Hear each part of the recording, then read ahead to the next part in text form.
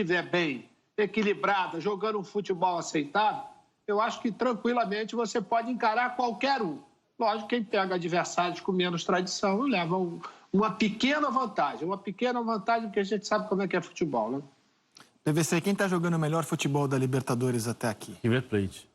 É o melhor ataque, é o time mais insinuante, é o time que mais agride, é o time que tem um jeito de jogar, muda taticamente e continua jogando com o mesmo estilo. Se você comparar o River de campeão de 2018, ou o River que fez a final contra o Flamengo no ano passado, que jogava 4-1, 3-2, ele está jogando muito mais no 4-3-3, Julián Álvares jogando muito bem.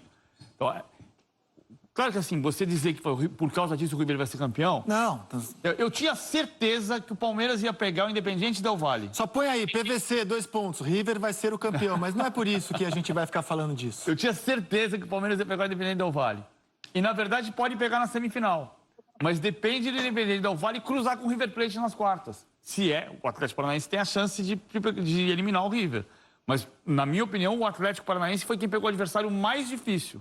Mais do que o Internacional, porque o River está jogando melhor do que o Boca.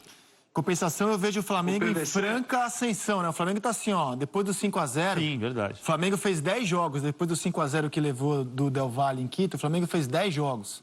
Empatou 2, ganhou 8, e vejo o Flamengo assim também, ó. Em franca ascensão, o Domenech Torrent tem agora 22 jogos à frente do Flamengo. E se você comparar o que foi a primeira metade dele e o que vem sendo a segunda metade... É muito claro que o Flamengo está evoluindo bastante. Fala, Kleber, você que chamou? Acho que foi o Júnior. Ou foi o Júnior? Não, fui eu que chamei, André. Não, fui eu.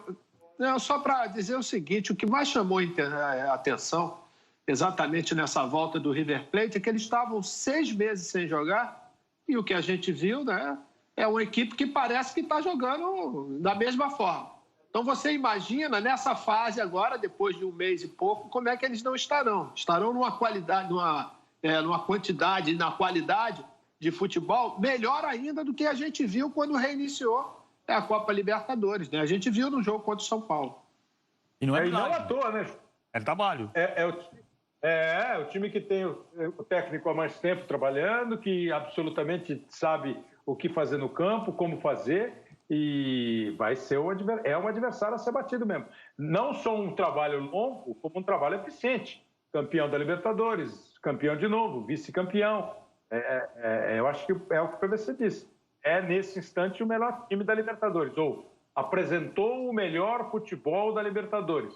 Porque o torcedor do Palmeiras vai dizer, não, peraí, o melhor time da Libertadores é o Palmeiras. Ficou em primeiro lugar. Como é um campeonato que você disputa contra 3, o outro disputa contra outros 3. Esse melhor, você foi o melhor do seu grupo, né? Você teve o melhor aproveitamento do seu grupo, né? Quem dava muito pelo Santos? O Santos chegou em segundo lugar, com a mesma pontuação do Palmeiras. E eu vi a LDU na primeira fase, eu fiz o jogo da LDU contra o São Paulo no Morumbi, o São Paulo atropelou a LDU. Bom, é um time experiente, mas assim, acho que está tudo muito parelho. Eu acho que vale a pena destacar ali, até no caso, escutando vocês conversarem sobre os times, a LDU, junto com o Independiente Del Valle, é quem mais aporta jogadores para essa boa seleção equatoriana, né? A linha defensiva até da seleção equatoriana, o lado direito, é basicamente o time da LDU. E o PVC destacava as recentes eliminações do São Paulo, né, para Defensa e Justiça, para Colón, para Tacheres nos últimos anos nas competições sul-americanas, vai encarar o Lanús na Sul-Americana agora, e o Lanús entre os 3 é o que tem mais peso, né? O que tem mais camisa, teoricamente, seria o Lanús, apesar que o Tacheres tem muita tradição em Córdoba, o Colón também é um time muito tradicional em Santa Fé, mas o Lanús é aquele time que está na Grande Buenos Aires, que tem um contato mais próximo com o futebol que acontece na capital federal.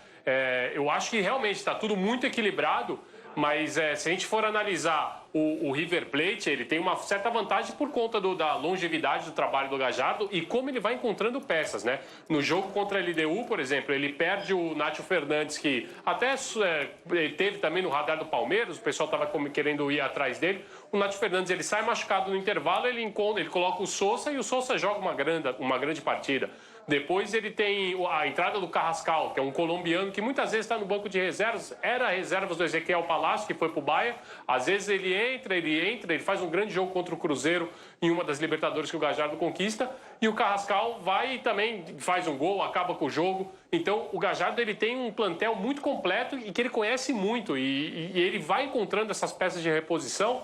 E eu não sei se são todos os times que tem. O Boca tem também, né? O Boca tem essa disputa pela quem seria o companheiro ideal do Tevez, ou às vezes o Tevez sai entre o Antiope Ávila. Estava jogando ontem o Soldano, que realmente não dá para acreditar que ele seja o camisa 9 ou o titular desse Boca Juniors, sendo que você tem o Ávila, você tem o Zárate ali, que tem outras opções. Então eu vejo os dois principais times argentinos muito bem, muito fortes em termos de elenco, e o Racing, que é um dos grandes argentinos também, com um time muito dentro daquilo que a gente gosta, um time com uma proposta ofensiva, o BKSS, né, que foi por muitos anos auxiliar do Sampaoli, que é também admirador do Bielsa. Ele tem um time que é muito redondinho, que joga uma bola que sabe muito bem o que quer, né? Ele tem o Melgarejo, que é um paraguaio que está sempre batendo no gol. Tem o Matias Roja, que fez outro jogador paraguaio, camisa 10, que fez um golaço de falta. Tem o Lisandro Lopes jogando o fino da bola, outro jogador que passou por aqui, a gente não soube aproveitar. Eu acho que está tudo muito equilibrado. Então eu acho realmente que o Atlético Paranaense deu azar, mas poderia, se tivesse confirmado o primeiro lugar do grupo, escapar do River Plate. E essa chave que tem ali Boca e Inter, Flamengo e Racing, realmente é o lado mais interessante para a gente assistir. Deixa eu falar só um detalhe do Santos, que é o Santos, a gente olha para o Santos meio desconfiado, a LDU é um adversário dificílimo, o Rodrigo Amaral jogando na frente, o Pablo Repeto, que foi técnico do Independente Del Valle, vice-campeão da Libertadores em 2016. Agora, o Santos tem uma história de 84, quando ele caiu contra o Flamengo no grupo da fase de grupos, para cá. Ele nunca cai antes das quartas de final. Tem uma exceção, que é 2018, o ano que o Cuca era o treinador e que houve o caso do Carlos Sanches. O Santos não foi eliminado pelo Independiente porque o Independiente foi melhor do que o Santos. O Santos foi eliminado pelo Independiente porque a diretoria escalou o Carlos Sanches, que não tinha condição legal, por isso tomou um 3-0 no jogo de ida pela irregularidade do jogador, e por causa disso o Santos tem a única eliminação antes das quartas nos últimos 36 anos. E, na verdade, a única, porque antes de 84 era Santos do Pelé, que caiu na semifinal contra o Independiente, caiu na semifinal contra o Peñarol e que foi bicampeão.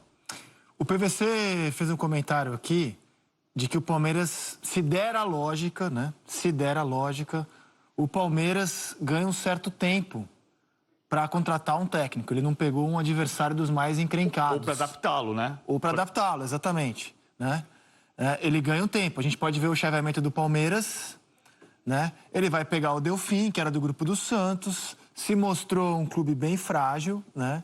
E nas quartas, Jorge Wilstermann ou Libertad. Que foi o pior time. Que foi o pior time, né? Então, assim, se der a lógica, o Palmeiras tem um caminho mais suave. Tem que tomar cuidado com as palavras para não virar meme, né? Isso. Mais suave, se der a lógica, até a semifinal. E nessa busca de técnico...